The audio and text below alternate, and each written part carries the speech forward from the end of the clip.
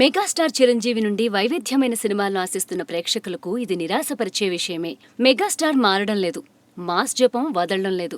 ఇకపై కూడా తన నుండి పక్కా మాస్ మసాలా సినిమాలే వస్తాయని చెప్తున్నారు చిరంజీవి. దాదాపు 9 ఏళ్ల తర్వాత మళ్లీ వెండితెర ఎంట్రీ ఇచ్చారు మెగాస్టార్. మరికొద్ది గంటల్లో ఆయన ఖైదీ నెంబర్ 150 చిత్రం ప్రేక్షకులకు ముందుకు వచ్చేస్తుంది.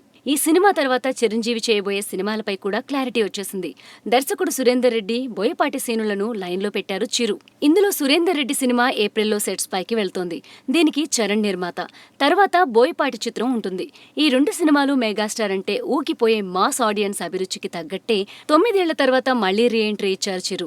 రీ ఎంట్రీ సినిమాతో అభిమానులు తృప్తిపరచాలి కాబట్టి సేఫ్ గా ఓ హిట్ కథను కొనుక్కుని అందులో అదనంగా అన్ని మసాలాలు కలిపి ఓ కమర్షియల్ పాకం తయారు చేయడాన్ని సమర్థించవచ్చు. అయితే దీని తర్వాత కూడా ఇదే తరహా మాస్ మసాలా చిత్రాలు చేయడానికి ఆయన మొగ్గు చూపడం ఒక్కింత ఆలోచించాల్సిన విషయమే.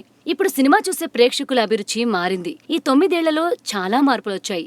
మెగాస్టార్ సమకాలికులు వైవిధ్యానికి పెద్దపీట వేస్తున్నారు.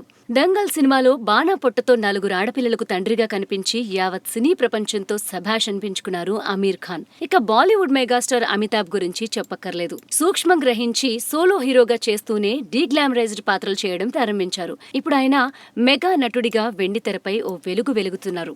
మెగాస్టార్ విషయానికొస్తే నవరసాలను అలవోకగా పండించే గొప్ప నటుడాయన. ఇప్పుడు రీ ఎంట్రీలో మెగాస్టార్ నుండి వైవిధ్యమైన చిత్రాలు, ప్రయోగాలు వస్తాయని ఆశించారు అంతా. అయితే ఆయన మాత్రం మాస్ జపం వదిలేది లేదని చెప్తున్నారు.